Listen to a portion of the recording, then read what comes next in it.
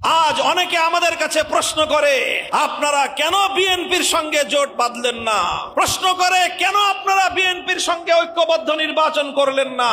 আমি সেই সকল ভাইদেরকে সবিনয়ে বলতে চাই, আমরা তো সেই বিএনপিকে চেয়েছিলাম যে বিএনপি শহীদ প্রেসিডেন্ট জিয়াউর রহমান প্রতিষ্ঠিত করেছিলেন আধিপত্যবাদের বিরুদ্ধে লড়াই করবার জন্য।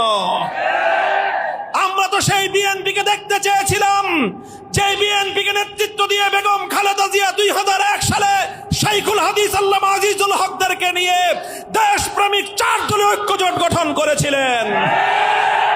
আমরা তো সেই বিএনপিকে দেখতে চেয়েছিলাম যে বিএনপির নেত্রী বেগম খালেদা জিয়া 2013 সালে শাইখুল ইসলাম আল্লামা আহমদ শফিকে সাহায্য করার জন্য 2013 সালের 5ই মে শাপলা চত্বরে যাওয়ার জন্য নেতা কর্মীদেরকে ঘোষণা দিয়েছিলেন। কিন্তু দুর্ভাগ্যজনকভাবে 2024-এর বিপ্লবের পর এই বাংলাদেশে আমরা আর সেই বিএনপিকে খুঁজে পাইনি। আমরা এক নতুন বিএনপিকে দেখেছি, যে বিএনপি জুলাই বিপ্লবের বেনিফিশিয়ারি হওয়ার পর জুলাই বিপ্লবের পিঠে ছুরিকাঘাত করার জন্য উদ্যত হয়েছে। আমরা যখন দেখেছি, ভালো করে মনে রাখবেন, আমাদের কথা শুধু আবেগ দিয়ে নয়, আমাদের কথাগুলো শুধু কণ্ঠের জোর নয়, এগুলো আমাদের হৃদয়ের ডুমরে কুকড়ে কেঁদে ওঠা কথা, আর্তনাদ। আমাদের এই কথাগুলো 1.5 সহস্রাধিক বাংলা দামাল সন্তানদের শাহাদাতের চেতনার কথা। আমাদের এই কথাগুলো 30,000-এর বেশি জুলাই যোদ্ধাহত যোদ্ধাদের আর্তনাদের কথা।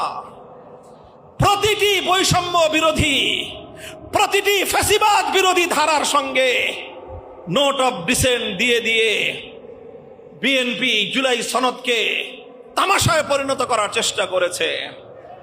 দীর্ঘ 9 মাস পর যখন জুলাই সনদ প্রণীত হলো, বিএনপির সমস্ত গুরুত্বপূর্ণ এজেন্ডাগুলো নোট অফ ডিসেন্টে চলে গেল, মূল সনদে স্থান পেল না। মূল সনদে এমন এমন ধারায় সংযুক্ত হলো যেই ধারার মাধ্যমে আর বাংলাদেশে ফ্যাসিবাদ ফিরতে পারবে না। বাংলাদেশে ফ্যাসিবাদ কিভাবে জন্ম নিয়েছে জানেন? বলবো আপনাদের সামনে। বাংলাদেশে ফ্যাসিবাদ জন্ম নিয়েছিল এক নায়কতন্ত্র প্রতিষ্ঠার মাধ্যমে। সকল ক্ষমতা এক প্রধানমন্ত্রীর কাছে কুক্ষিগত করে দেওয়া হয়েছে। সেই ক্ষমতাগুলোকে জুলাই সনদের মাধ্যমে বিকেন্দ্রীকরণ করার চেষ্টা করা হয়েছিল। প্রধানমন্ত্রীর কাছে রাষ্ট্র পরিচালনার নির্বাহী ক্ষমতাগুলো রেখে গুরুত্বপূর্ণ ক্ষমতায় ভারসাম্য আনার চেষ্টা করা হয়েছিল। প্রধানমন্ত্রীর অল্প কিছু ক্ষমতা রাষ্ট্রপতির কাছে ন্যস্ত করার প্রস্তাব ছিল, আর বিচার বিভাগ সংক্রান্ত প্রধানমন্ত্রীর হাতে ন্যস্ত ক্ষমতাগুলো একটা স্বাধীন বিচার বিভাগ গঠন করে একটি আলাদা সচিবালয় প্রতিষ্ঠা করে প্রধান বিচারপতির কাছে কিছু ক্ষমতা দেওয়ার প্রস্তাব করা হয়েছিল। আর যেভাবে একটা দেশের প্রশাসন দলীয়করণ হয়ে যায়, যেই দলীয়করণের নির্মম এবং নির্লজ্জ প্রদর্শনী আমরা দেখেছি বিগত ফ্যাসিবাদী আমলে। কথা বলেন ঠিক না বেঠিক?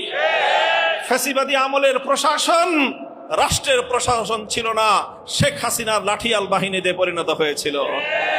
এদেশের মানুষ তখন বলতো, যেই পুলিশ প্রশাসন দেশের জনগণের নিরাপত্তার দায়িত্বে নিয়োজিত থাকার কথা, সেই পুলিশের কি অবস্থা হয়েছিল আপনারা সকলেই তার প্রত্যক্ষদর্শী। দেশের মানুষ তখন বলতো, আওয়ামী লীগ, যুবলীগ, ছাত্রলীগের পরে নতুন লীগ হয়েছে পুলিশ লীগ। কেন হয়েছিল পুলিশ লীগ? বাংলাদেশ পুলিশ কেন পুলিশ লীগ হয়ে গিয়েছিল? কারণ শেখ হাসিনা পুলিশে নিয়োগ দেওয়ার আগে যাচাই করত 3 পুরুষের রক্তের মধ্যে আওয়ামী লীগ আছে কিনা। ব্লাড টেস্ট করে তার রক্তের মধ্যে আওয়ামী লীগের সিমটম পাওয়া গেলে তখন তাকে নিয়োগ দেওয়া হতো, তাদেরকে প্রমোশন দেওয়া হতো।